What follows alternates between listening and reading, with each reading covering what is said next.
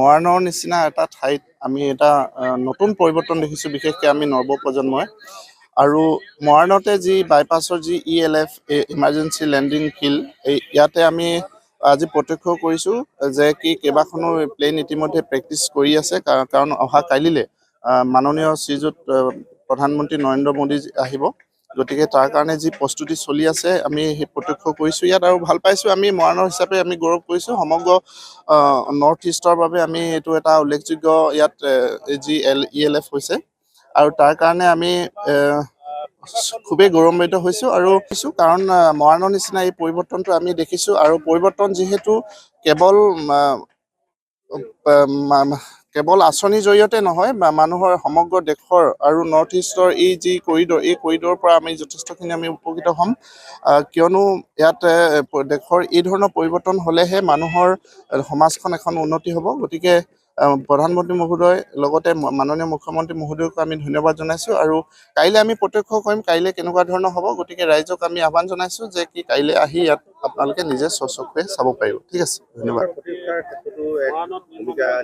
হয় হয়, নিশ্চয় নিশ্চয়। বগীবিল দলঙৰ যিদৰে এটা প্ৰতিৰক্ষা বিভাগৰ এটা দায়িত্ব লৈছে, ঠিক তেনেকৈ ELFেও আমাৰ নৰ্থ ইষ্টৰ কাৰণে, অসমৰ কাৰণে, ভাৰতবৰ্ষৰ কাৰণে এটা প্ৰতিৰক্ষা বিভাগৰ এটা সুন্দৰ এটা ভূমিকা গ্ৰহণ কৰিব বুলি আমি আশাবাদী। মৰাণৰ নিচিনা এটা ঠাইত আমি এটা নতুন পৰিৱৰ্তন দেখিছোঁ, বিশেষকৈ আমি নৱপ্ৰজন্মই। আৰু মৰাণতে যি বাইপাছৰ যি ELF ইমাৰ্জেঞ্চি লেণ্ডিং ফিল্ড, ইয়াতে আমি আজি প্ৰত্যক্ষ কৰিছোঁ যে কেইবাখনো প্লেন ইতিমধ্যে প্ৰেক্টিছ কৰি আছে, কাৰণ অহা কাইলৈ মাননীয় শ্ৰীযুত প্ৰধানমন্ত্ৰী নৰেন্দ্ৰ মোদী আহিব।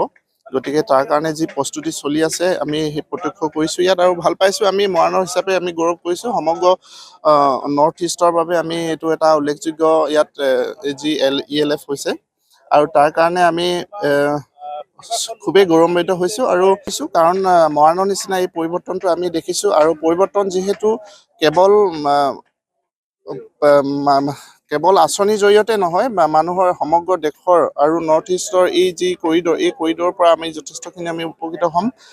কিয়নো ইয়াত দেশৰ এই ধৰণৰ পৰিৱৰ্তন হ'লেহে মানুহৰ সমাজখন এখন উন্নতি হ'ব। গতিকে প্ৰধানমন্ত্ৰী মহোদয় লগতে মাননীয় মুখ্যমন্ত্ৰী মহোদয়কো আমি ধন্যবাদ জনাইছোঁ। আৰু কাইলৈ আমি প্ৰত্যক্ষ কৰিম কাইলৈ কেনেকুৱা ধৰণৰ হ'ব। গতিকে ৰাইজক আমি আহ্বান জনাইছোঁ যে কাইলৈ আহি ইয়াত আপোনালোকে নিজে স্বচক্ষুৰে চাব পাৰিব। ঠিক আছে, ধন্যবাদ। হয় হয়, নিশ্চয় নিশ্চয়। বগীবিল দলঙৰ যিদৰে এটা প্ৰতিৰক্ষা বিভাগৰ এটা দায়িত্ব লৈছে, ঠিক তেনেকৈ ELFেও আমাৰ নৰ্থ ইষ্টৰ কাৰণে, অসমৰ কাৰণে, ভাৰতবৰ্ষৰ কাৰণে এটা প্ৰতিৰক্ষা বিভাগৰ এটা সুন্দৰ এটা ভূমিকা গ্ৰহণ কৰিব বুলি আমি আশাবাদী।